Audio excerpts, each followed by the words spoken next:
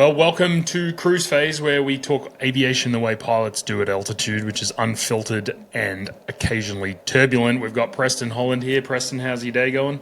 What's up, buddy? It is going well. It is a beautiful day here in Southeast Tennessee, and the sun is shining, and I would rather be flying, but instead I'm working. Me too. I would also rather be flying. It's about 71 degrees here and light winds, and I am sad that I am not flying, but my plane is currently in annual with a cracked exhaust, which is a fun way to start your Monday, finding out you've got a cracked exhaust that's $15,000 to fix. But anyway, that's life with a plane. Better to get it fixed rather than find out up in the air. Jesse Adams sent me this meme yesterday, and I'll link it. I'm probably going to tweet it, but it's pretty funny. It says, steal a man's wallet and he's broke for a day. Give a man an airplane and he's broke for life. Yep, it's the nail on the head. That's pretty much it. Oh, that's pretty. Yeah, that's really gonna be me. I just obviously it's tax day. Just paid a whole bunch of tax, and then had my had my A&P go. You're not gonna like this call, but yes. Thankfully, I'm hooked on it, and it's just something you have to accept, and that sort of thing. Have you been flying at all, or have you been working too hard?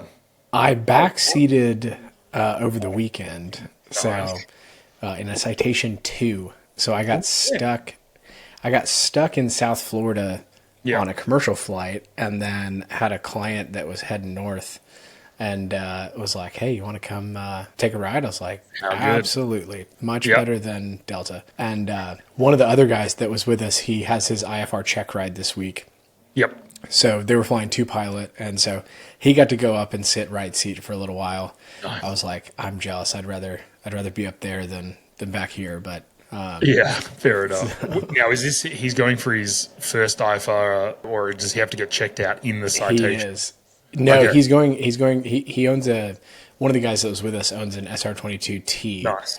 and so he's getting ready for that. So he's a 350 hour Yep. VFR pilot right now. And is going for his check ride. So, and he's got a G7. So he's fancy. He's fancy. Yeah. He actually has. This is pretty cool. He has the original G7 from the video, right? So like literally, Yeah, the Sears first- called him. He lives in Knoxville, so he got special Knoxville treatment. And they're like, "Hey, did you see the video?" He was like, "Yeah." They said, "What do you think about the color?" He said, "I like the color." They said, "Cool. Do you want that one?" And he said, "Sure, sounds good." So he took delivery. He was like, "I wasn't ready for it," but he was Yeah. like, "All right, sounds good." How good. Well, that's a pretty good platform to do your IFR on and have as your first in the clouds plane. Certainly being in the citation might have been a little bit, things come at you quickly in the citation as opposed to the piston. But well, that sounds super fun and nice for you to get a ride back in non-commercial. I was out in Scottsdale last week visiting some investors, and we had lunch out at Scottsdale Municipal Airport. There's a really great restaurant on the field. I think it's called Volato or Volentino or something like that. Great right on the ramp and kind of up a couple of stories, so you get a great view. Was secretly hoping that we might run into someone from Tulsa to take us back. Was constantly looking on the Flight Radar 24 and on the list of IFR flights out of there to see if anyone was heading that way and we could go knock on their door. Did not find that. Had to fly American back. Talk about a company that does not care about their product and does not care about their customer. American.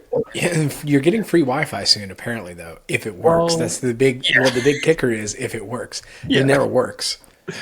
Exactly. I bought Wi-Fi and it didn't work. I mean, it was like the download speed was like 0.02 megabits per second, which you basically can't do anything on. So hopefully that helps the thing. But I mean, they just could invest like a little bit of dollars even in the seat pads. I mean, this thing we got upgraded, nice first class seats, but they're all like sagging, and it was just ugh. Yeah, especially. I mean, the regionals are even worse. Like the main line is not great, but the regionals, Oh, yeah, which is it's not typically great. like from Chattanooga. So people are like, "What do you fly like Yep. airline wise?" And I was like, "I'm a Delta through and through," Mm-hmm. for the reason that if I'm going to get stuck, I'm going to get stuck in Atlanta and take $100 Uber home, like Yeah. that I can stomach. Yeah. But getting stuck in Charlotte or Dallas, like Mm-hmm. you can't really get home unless you're going east to west. So like if I was going, it's easier for me to get like, okay, Vegas is a great example, right? I went ahead and booked my tickets for NBAA because I was like, well, Yep. we're kind of in that sweet spot of we're far enough in advance that it's really not that bad. And I'm flying first class for cheaper than I flew last year in economy because I booked so far in Too advance. I late. was like, this is Yeah. great. But getting to Vegas from Chattanooga, you got to go Chattanooga, Atlanta, and then like there's 4 or 5 flights from Atlanta. Whereas get to Dallas, like the timing just works better going west. Yeah, So I okay. end up on regional flights almost exclusively when I Yeah. fly American. Yep. Yeah, unfortunately, Dallas is my local big hub, but we got enough directs here. But yeah, I hear those regionals. Oof, they can be tough, particularly when you get on like a really old Atari Ferrari, the old CRJ like 700 or whatever, and it's like they're planning to retire them and they just don't care. Some of the Embraers, the E-jets and stuff like that are a little bit better, but man, yeah, when people come here from overseas and fly around, they're like, hang on, I thought America was like this rich country that had all like new stuff. Nope, we've just got tons of old clankers flying around in the fleet. But hey, it's good motivation. That's what I said to my partner, who was my business partner, who was with us. Was hey, what great motivation for us to get one of these bigger planes so that we can fly. We probably would have actually flown the 182 if it hadn't been in annual, because we can kind of get to Scottsdale in one stop, about 5.5 hours or something like that. So it's not too bad. Anyway, did you get to Sun and Fun, or did you miss it this year? I missed Sun and Fun this year. It was my wife's spring break. She's a teacher. And so Yeah. I had been on the road for 3 weeks before and the week after. And I figured that was just a bridge not worth crossing. And so I said, I'm going to miss out on a whole lot of sun and a mediocre amount of fun. So I think I'm going to do spring break with the family instead. So yeah, I missed it this year, although I've been the last couple of years. And it's Oshkosh Junior, right? Like it's your first show of the year. Typically a South American show, actually, surprisingly enough. Like a lot of Brazil representation, a lot of Yeah. kind of LATAM, because it's easier to get to Lakeland Yeah, than than it is to get to Wisconsin. Oshkosh. Which Yeah. I'm like, can we have a massive air show in a city like a real city, maybe? Like not Lakeland or Oshkosh. Yeah, wouldn't that be Like nice? Tulsa would be a great spot to have like a large air show because there's stuff to do in Tulsa. There's Yeah. nothing to do in Lakeland. And there's like decent hotels, and you've got the airspace around here. You can do that sort of thing. I think they used to have one back in the '60s here that was pretty decent size, and then when we became not the oil capital of the world anymore, they got rid of it. But yeah, that would make a lot of sense. I had some friends who went to Sun and Fun, had a great time, but yeah, they all got completely roasted. It is a lot of sun. It is Yeah. a lot of sun. Yeah. One of them was explaining to me that he likes it better than Oshkosh because it's just less hectic. There's less vendors and stuff there. He works in the aviation industry, but he said he prefers it because it's just way less hectic and easier to get in and out, and they fly in and out as well. So, or maybe next year, are you going to get up to Oshkosh in the summer? I will be there. I'm camping with John Hightower. Oh, cool. Yeah. For those people that know John, he's a big Yeah. PA-46 guy. So for those that are in the industry, for those that aren't, this may be kind of boring, but me, John Hightower, and then Joe Ryan from Wings Insurance and his Nice. wife. And I'm trying to convince KJ McCarter from Aviation Tax Consultants, but he is a little, how do you say, higher brow than camping at Oshkosh. Love KJ, he's great, but he's prim and proper. We're gonna do like a compound over in the campgrounds, RV camping with water and electric. Like Perfect. Yeah. we're not crazy enough to camp under the wing. Yep. But yeah, we're gonna do that. We're gonna go Sunday through Thursday because that's when all the industry stuff gets done is by Thursday, and then we want to get the heck out of Dodge out. before the general public comes in. I think that might be a good idea. I've definitely the feedback. I've never camped there before, but I've had the feedback of there's only two types of people: is people who have camped under the wing, and then people who will not ever camp under the wing again at Oshkosh. Because I think the storms and all that sort of stuff make it pretty hairy. But I think I will be there on one of the weekend days just for the day. It's the plan. currently, but I also have my summer holiday in Michigan at the same time, so we'll also have to see how that kind of works out. But as we kind of go through more of the agenda here, we've got something on our market analysis segment here, which is kind of, we're going to try to kind of have a bit of a look into some of the segments of the market in each of these cruise phase episodes. And there are a few cool things and interesting things going on in the market. One is, from what I'm hearing and seeing, certainly looking on the listing sites, it's hard to get real historical data because just no one collects it, but looks like all of the M series models for Piper, the Meridian, the Malibu, the Mirage, and then all of the M350 to 700, seems like there's quite a lot more inventory, but from what I'm hearing, it's still clearing at or around asking, which is kind of crazy. Usually, supply and demand, when we all learned Economics 101, that it would go the other way. But what's your sort of feel on that? Do you think there was just sort of some pent-up demand at that price point that's sort of sucking up the inventory, or what are you thinking we'll see? So you asked about data, and I pulled up some data. The absorption rate on the Meridian market right now is 3.7 months, which is pretty quick. Yeah. All things considered. Mm-hmm. There's 5.5% of, so this is the Meridian market, not necessarily the M600 and M700 market. This is just the Meridian. Probably a good bellwether for it all, though. Post jet prop pre M600. So yes, or I think this includes the 500. Don't quote me on the M500 thing, but in the 650K to the 1.9 million range, that's the kind of price range. 2001 through 2012. So you got 29 are for sale currently, is what JetNet says. You're looking at 5.5% of the market. That still says, general consensus says 7% of the market makes it a buyer's market, so it's still a seller's market. Yeah, okay. The thing about that model specifically, and I was having a conversation today with a guy who was looking at an SR22, and the fact that you can get a Meridian for the same price as a brand new G7, right? And everything about them is, the Meridian is better performance wise. Like, that's what makes that specific model. It's the older, because there's not it's kind of the TBM 700 market is experiencing similar stuff. Although the 700 market's still like way up there in price. I mean, the Meridian is truly like the actual stopgap before you get into like, PC-12, like real, call it like the real turboprops, right? Yeah. It's just such an in-demand airplane because the mission profile is for so many people. And that's probably why, you're seeing it trade. On the flip side, the Mirage market, the piston version's like not doing as hot. Yeah, very interesting. Yeah, I've had a few friends who are looking at them right now, and I was helping someone kind of navigate a couple of them, and at least there's more inventory, because the challenge before was there's just sort of sporadic inventory of like decent ones, but it seems to be the M600 market though has 18 for sale out of 97 in operation. So it's a big portion of the fleet. So the M600, the big qualifier there is with Halo and without Halo. When you get the Halo system, which is the M600 SLS. Yep. So here's the issue with that is the M600 without SLS. So there's a lot on the market.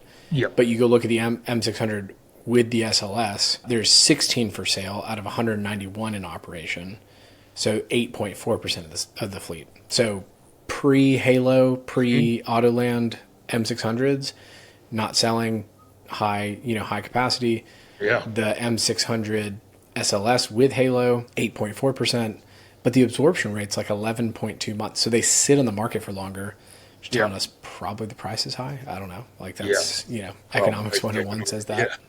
Yeah, very interesting. It sounds like if you're in the market for a M series, the 600 might be 600 no Autoland, although that's a killer feature. It just might be something to go dig around for and get a good price on, because 12 months on the market, that's tough if you're carrying the cost of that and you're carrying another annual and all that sort of stuff. That starts to get to a point where people are probably motivated to sell, I think. Yep, exactly. I mean, they're going to get motivated to sell, which means the price is going to go down by at least their carrying cost, right? If they're going to hold it for 12 months. Yep. It's just that single-engine turboprop market is just so attractive for kind of your guys like you, right? You think about flying a Meridian, right, which might get you Scottsdale from Tulsa. I don't know. With just me or just one other person on board, it would get there. Yeah, Certainly and so get I mean the M600 gets it with passengers too, right? Yeah, yeah, But it fits your profile, and at $1 million, and they're very financeable, right? From the financing side, right?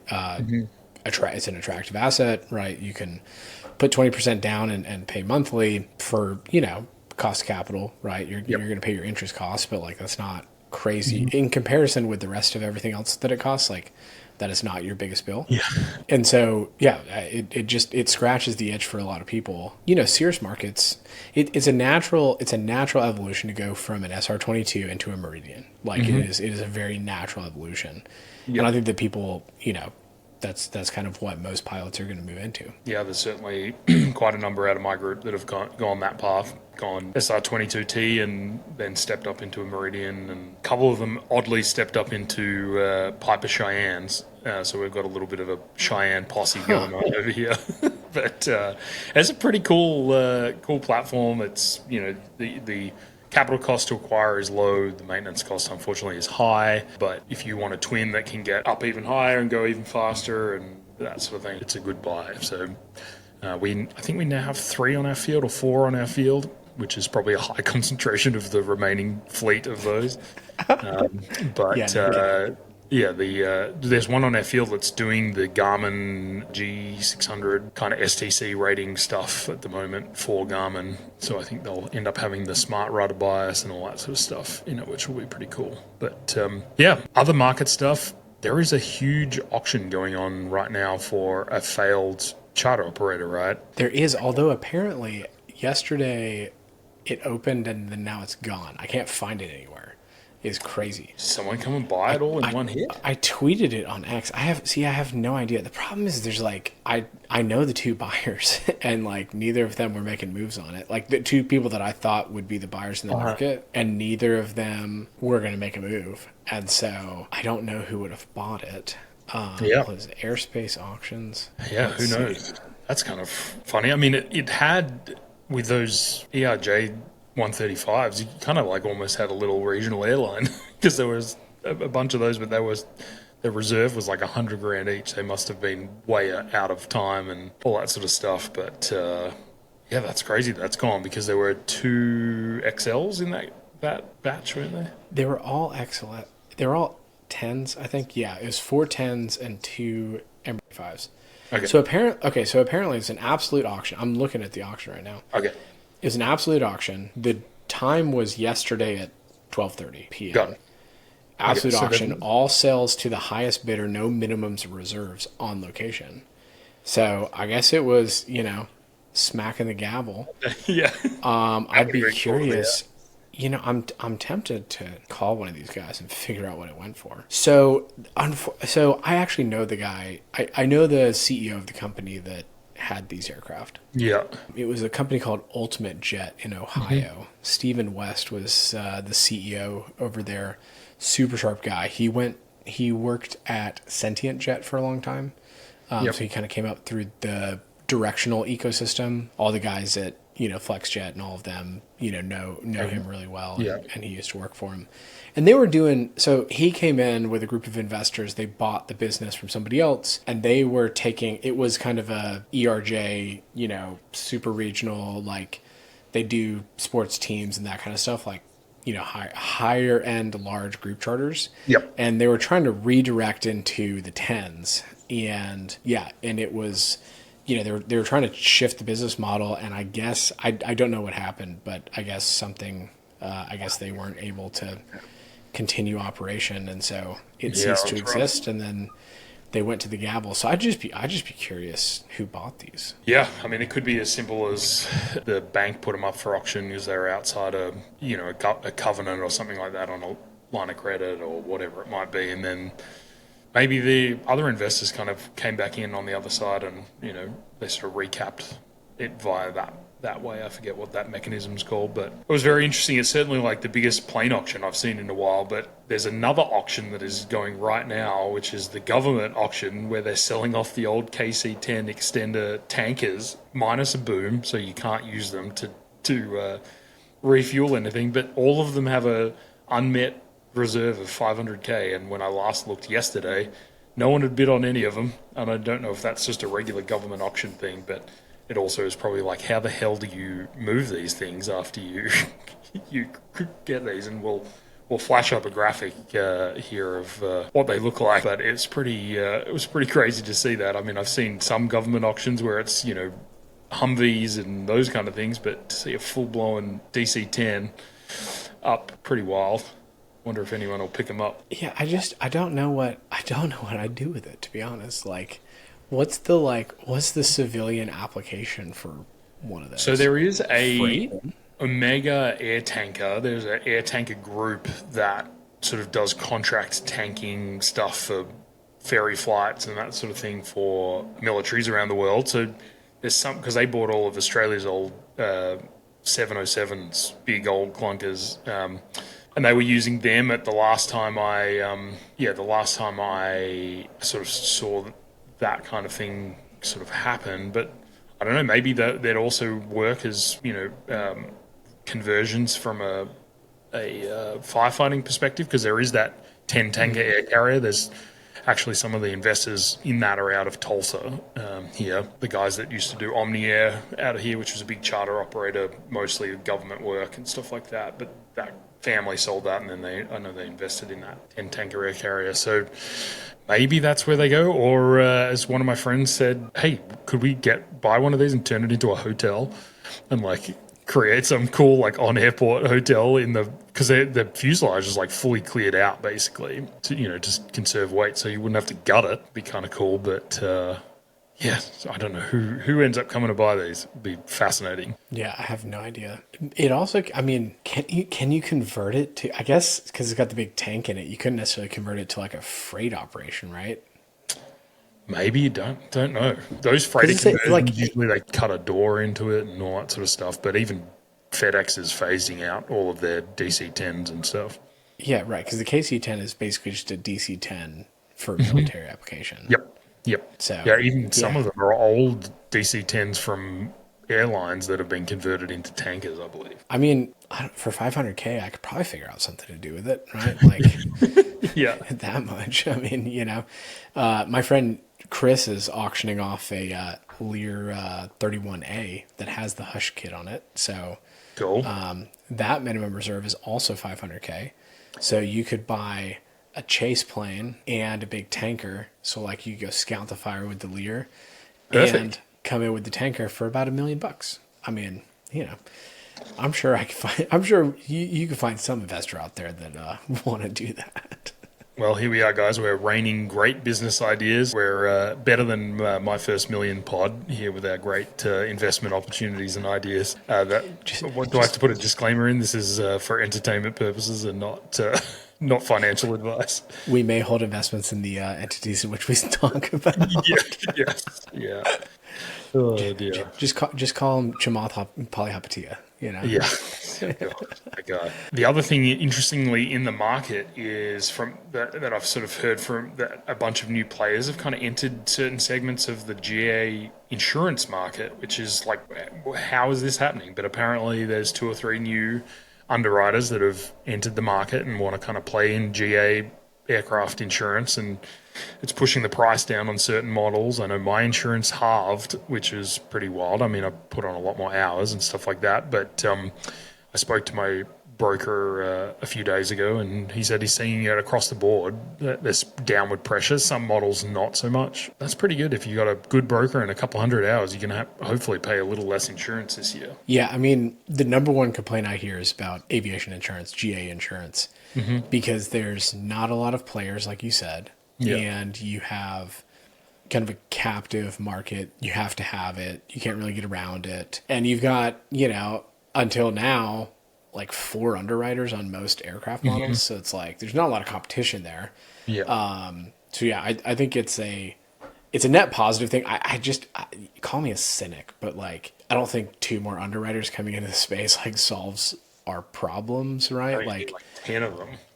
yeah, you need that. And then you need like, I don't think they're using very good data, frankly. Probably not. Right? Like, they're probably not using, like, it's crazy to me. Like, you look at other industries, even other insurance, I mean, look at car insurance industry, right? And how much more technologically advanced it is. I cannot imagine that GA, where we have ADSB data, like, Yeah, it's, good point. you know what I'm saying? Like, you can see an individualized, like, saying that like, oh, just because this guy has 5,000 hours makes him like immediately like infinitely safer, like not necessarily, right? Like, Yeah. airline pilots don't like flying in with the nose down, right? So like, Yeah. how's that going to make them more safe? Yeah, very true. And it's kind of surprising that you haven't seen more insurance collaboration with people like Flysto, where you can kind of collect a lot of flight data, that could prove that you're probably a safer pilot, all those sorts of things. So, Or like, okay, so maybe when we'll I was see. when I was in high school, and I was in high school a little bit after you were. You say I'm we, old. I mean, I'm saying that you're older than I am.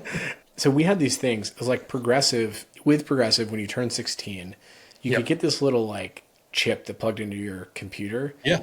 and it like knew if you were speeding, it knew if you hard brake, knew like the big indicators for like being an unsafe driver, and it'd beep at you, and you only had like 8 beeps or whatever. It's kind of like a game. Yep. But then they gave you a discount on your insurance premium for being a safe driver. I'm Yeah. like, why can't we have that? With ADSB data, you're not getting away with jack crap anymore with the FAA. So why not plug in or like do a download of your like EFB or something to your insurance provider and be like, hey, I can get a discount because I'm obviously a safe pilot, right? Like, Yeah. that seems very logical to me. And I don't think any of that happens. Yeah, what it would actually be a good kind of general safety mechanism, because I know one of the things that they've seen in a lot of states in the United States that report speeding tickets and stuff to insurance is there's a reduction in speeding occurrences when people know that it's going to impact their insurance cost. It's certainly what's happened here in Oklahoma. So yeah, maybe there's like a forcing function there that could happen. Now, avionics is going to be the issue and the cost to install those things and stuff like that. But like Flysto there's ways to get that data even with just having it from your EFB, from your iPad in the plane or from, there's a lot of ways to kind of get that data. So, hey, maybe there's another business idea, is being the layer that sells that data to the insurance companies. There you go. Come here for the aviation banter and stay for the business ideas, hey? Yeah, exactly. Look, if you're a pilot and you're flying yourself, you think about this stuff, right? Like you've sat in the cruise phase and tried to come up with some new innovative idea for general aviation and start a business. You're an entrepreneur. Yeah. Okay, here, I'm gonna totally hijack the agenda Go for and it. ask you like what other crazy business ideas, because like we've all probably got 10. What other like crazy business ideas do you have for like general aviation? Oh, what crazy business ideas. Don't give any of the ones away that you actually want to build. Okay. or if you do. There's one that I'm actually building, but that's kind of in a certain subsection of GA. I mean, there's always the ones that have been done about like sharing stuff and sharing flights and all that sort of stuff that kind of never really work. Definitely things that help you manage the maintenance and kind of, so many planes are flying with AD issues and things are over time and that sort of thing, just because the owner doesn't know, because there's so many layers to it. And, like to get a list of the ADs specific to your plane, it is such a hassle. And even your AMP kind of like, it's hard for them and all that sort of stuff. I run a spreadsheet that kind of like has all of the stuff, all of the hours, and I send a photo of the TAC to my EA. She kind of updates that every single time I fly, and it's kind of acts like my flight log, which is kind of helpful, but it also kind of keeps me on top of oil changes and 500-hour items and all of those sorts of things. But it's something like that. I know that there's a couple of people working on a version that will sort of like sync with your AMP system to sort of give them heads up, those kind of things. So like I don't know what you'd call that. So maybe something in that sort of space. It's I'm like pleased. almost like a maintenance tracker type thing. Yeah, somewhat. Yep, some sort of See, maintenance the tracker. the other thing that's like really like annoying about the way that like GA works right now too, to me, is like that point, like Carfax, for instance, right? Or like you can go into Carfax and you can get like all the maintenance history before you even like buy your car, right? And you can see the ADs, which would be recalls in cars, right? Yeah. Like, have they been complied with? Has it actually been executed in like a central repository database? And I feel like that should totally be like public information about, the aircraft, right? Yeah, hiding stuff. I mean, yeah, I bought this plane, didn't pick up the crack in the, in the in the pre-buy inspection, but as we went back through all of the invoices and stuff that were all piled in with all of the logbooks, my A&P found somewhere where they had welded the exhaust and hadn't put it into the logbook, so it wasn't in the engine logs or the aircraft logs. So just kind of, yeah, having all of that data out there, there may be a way to kind of aggregate that somehow, particularly with AI now, the ability to kind of like read unstructured data. Maybe that will work. So maybe there's another business idea. There's certainly way more starting to happen around hangars and allocation of empty hangar space. There needs to be a business that goes around and spies in hangars and kicks people out who have like HVAC shit in it. And See, that would be useful. that. That'd be a drone application, so you can raise a bunch of venture money because it's drone. So like, hey, we're doing the hardware thing. Instead of you flying them on FAA territory, that's going to be fun to deal with. Yeah, flying drones at airports. That sounds lovely. My friend Trenton's trying to solve this with Hangar Direct, which is kind of the Airbnb for hangar concept. Yep. He's got the same problem that every two-sided marketplace has, which is you have to have demand and you have to have supply at the same time. Yeah. And you usually have to spend a bunch of money to do so. Yeah. And so, It's tough, and you've got to spin one side up usually before, and it's just, yeah, it's a hard problem to solve. I really hope he solves it, though, because it's just such a pain. There's also a guy out of Northwest Arkansas that's doing essentially like Airbnb, but for pilots. So if you're a contract pilot... Yeah, Tyler. Yeah, Tyler, really good guy. Yeah, I like Tyler. Dude. And that could be a pretty cool thing, because I know like most of it now is word of mouth. Like if I need a contract pilot to fly a PC-12, I kind of like ask around the field and they say, hey, here are the 3 people you need to speak to. And, you don't know much about the history except via word of mouth. So it's another one. But that's probably it that I've got off the top of my head currently. What about you? Do you have any others? I think that there's got to be an insurance business that actually makes it better. I just don't know what it is the problem. Yeah. I think that I like the share model. The problem is that I don't think you ever build a scalable enough business, right? Like, I don't know. I think that like from a financing standpoint, there needs to be a lending option for flight school airplanes because it just is non-existent in kind of current typical traditional banking. Yeah. So like that'd be more like product as a part of like my current business. But I think that I like what the guys in Atlanta are doing at Flyby. I can't remember what their name is. There's some cleverly spelled startup name. But it's like AI for avoiding hangar rash. So it's like eventually use robots to taxi or to push airplanes back into hangars, which is kind of cool. Maximize hangar space, which is cool. Yeah, you wouldn't have to have wing walkers and stuff on big jets and all that sort of stuff. Yeah, build more hangars. I mean, that's a very boring business idea, but if I had $1 for every XDM I got of like, hey, I want to build hangars, and I'm like, I don't think you understand what you're getting into, my friend. It's a nightmare and a half. So I don't know. I think that those are all good ideas, and innovation's always welcomed, except for if you have a dumb idea, I will tell you have a dumb idea. That's the one thing you can count on from me is I am too direct, and I will tell you, hey, I think your idea is dumb. Well, I mean, that's okay. As an entrepreneur, it's good to get that feedback because sometimes you just kind of don't get it. There is a guy, Alex Martin in Dallas, that is building a whole bunch of hangars, but he's kind of made it into a club, which is probably like an angle where maybe it does start to work from a dollar basis, and he's building 28 hangars, so you get some element of scale, but at that scale you need to raise a lot of money to do it. We've looked at doing half a dozen of them here in Tulsa, and just it's very hard. The cap rate looks pretty bad overall. Maybe well, you have to underwrite to zero, right? Like that's the problem. Yeah.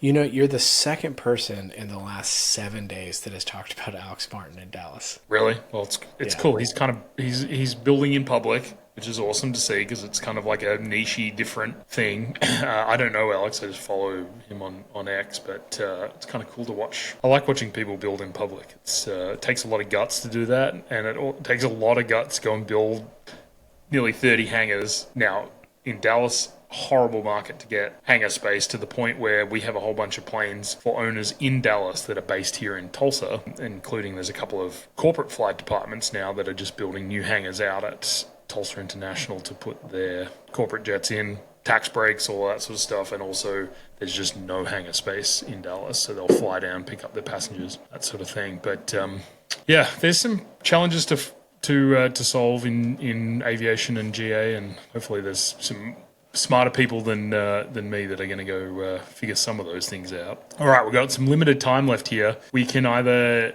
go and we can talk about we've got kind of a listener question area, or we can talk about aircraft deal of the month. Do you have a plane that we should talk about that's a good deal, a bad deal? Let's do listener questions. Okay, so I like that idea better. Listener question. So I've got someone I'm working with right now that's listened to the pod, and we're kind of navigating through how to accommodate a 6-person family. So he's a relatively new time pilot, 450 hours, 500 hours or so. Single engine piston, been flying 182 mostly, fixed gear 182. The challenge that he has is he's got 4 kids and they ain't small.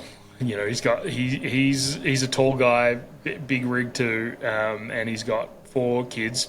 3 of them are quite young and one's older but is as big as he is already. Gonna clearly be a footballer or something like that. So being that low time, he's got the money, but the challenge is the PC-12's out. It's very hard to get insurance at that kind of hours in a PC-12 unless you want to fly with a safety pilot. Essentially, you know, you end up flying right seat or whatever in it. So the PC-12's out, and he was tossing up, like, can I get a Meridian or a 210? Now, the challenge with those, both of them 6 seats, is a Meridian when you're fully loaded up with heavy people. Particularly, you can't have too many heavy people in the front because of the CG, but you just run out of range real quick. Yeah. So it's the kind of classic trade-offs.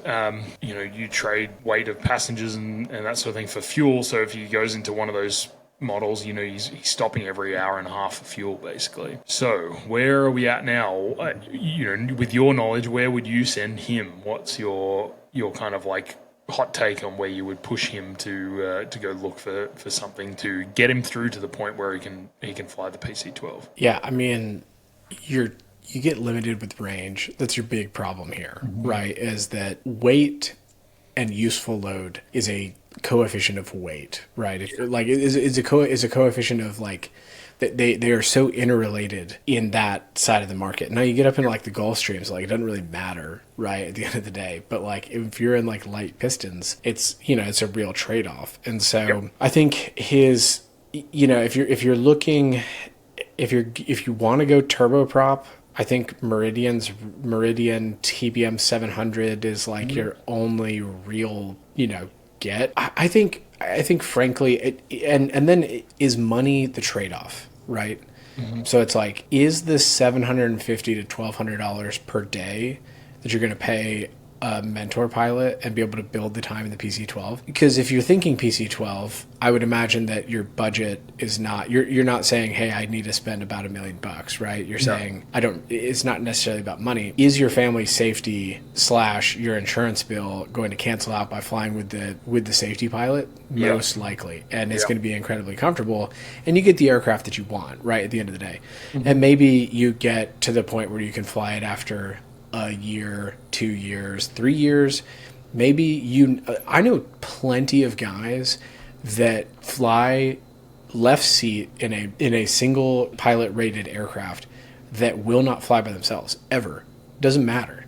Because at the end of the day, it's always better to have two, whether you think that it is or not. Now, yes, you give up a little bit of the freedom part and a little bit of the like, let's jump in the airplane and go, but you gain so much from, from a safety standpoint. I would say if budget is not the issue on the acquisition price and on your carrying cost, that day rate of the pilot is going to be such a small fraction that get what you actually want. That would be my first initial instinct. If you are saying, I am going to be the pilot and this is what I'm going to fly, I think you're going to have to make the range trade-offs. Because in a 210, like, if you're a really big dude sitting in the second row, like the third row is not really that useful in a 210. Little kids only. Yeah, and even then it's not like comfortable, and it's loud. Like there's a lot of things that make it non-desirable. You have to go to the 210P or the P210, right? It's the pressurized one. Yeah. To get pressurized, then you're going up high. If you got little kids, you're going to want pressurization more than likely. Yeah. I don't know. That's my knee jerk. I haven't thought about this nearly as long as you have, but if budget's not an issue and it's just about the time and having somebody in the right seat with you, like, get what you want is my opinion. Yeah, I think I'm glad that you brought up the fly as a single pilot plane as a duo. I know even when I fly at 182, it's very easy to fly comparably. But if I'm going on a work trip and I am going to be tired or I'm going to be stressed or the weather's looking okay but could be marginal on the way back or something like that, I'm often taking a CFI with me that I can pay a day rate to that can teach me some stuff while I'm on the way, but also has his commercial rating. And then a couple of times I'm saying to a friend who is a 1,800-hour pilot, hey, do you want to come fly right seat with me and come spend a day in Colorado or whatever and hang out for the day, and just so I've got someone else there to help, basically. Because, when you're stressed and all that sort of thing, it can really, really help. And I'm in a little plane where you don't need that. But I think you're dead right. Where he was also kind of like going down the route of a twin, which there are some recent developments with the smart rudder bias now that you have with Garmin's GFC 600 and I think 702 autopilots, where it makes V1 cuts where you lose an engine at the kind of must proceed speed off the runway, which is typically the most dangerous time in a twin, where you can kind of activate that smart rudder bias right after you get off the ground, that make a twin a little bit safer, and maybe that brings into play like a Baron 58P 6-seat pressurized Beechcraft Baron. It's kind of like the baby King Air kind of thing, but it also, it's a lot. He's going to have to probably fly with a safety pilot for a period of time just to satisfy insurance, but also just from a safety perspective, there's a lot more to handle. So yeah, it is that trade-off, and he's certainly checking out the PC-12 side of things and then seeing whether he can get a contract pilot on a regular basis here that can also help him get to a point where he's got 1,000 hours, and then usually he becomes insurable and those sorts of things. But yeah, I've got plenty of friends that even here that have those kind of planes and they'll still fly with a safety pilot, even though they're fully rated and have thousands of hours. So it's just a big trade-off, and that's just the game we play. And if he has a PC-12 on your field, he's got dry leases for days. He's got dry leases across the field to help offset some of his ownership cost. Totally. That would be, like, frankly, I'd do that, and I'd maybe look at doing a partner if budget was a problem. If I was considering $1.5 million plane or a PC-12, I'd start thinking partnership or, dry leases first. That would be kind of my knee-jerk reaction. Yep. So one update as we get ready to wrap. I know who did not buy the ERJs from that auction we were talking about earlier, because I posted on LinkedIn while we were talking here. All right, who bought the ERJs? JSX did not buy the ERJs. I have it on good authority. Okay. That JSX did not buy them, even though that would have been the first buyer that I would have pointed towards that would have bought it. Would have plugged into their existing fleet. They must have. I'm sure they would have looked at them. Well, there you go. I think they might have been a little clapped out. Yeah, yeah. Given their reserve was, or the price that I saw them the last time listed was like $98,000. Sounds like they were probably at the end of life or needed big C checks or that sort of thing. Well, it's been fun talking aviation and going around and round in different topics. But if anyone's got any topics, ideas, things they want to hear us discuss, post them in the comments or hit us on Twitter. Preston Holland is on X, I should say. So am I. Simon G. Turner. You can find me. And Preston, you're Preston Holland 6, I believe. Is that right? That's correct. Just the private jet guy. If you Google, or yeah, I guess if you Google it, or if you just search on X, you'll find Preston. But Preston, it's been awesome to spend the day talking planes, and let's do it again here shortly. Cool. Sounds good. I appreciate it.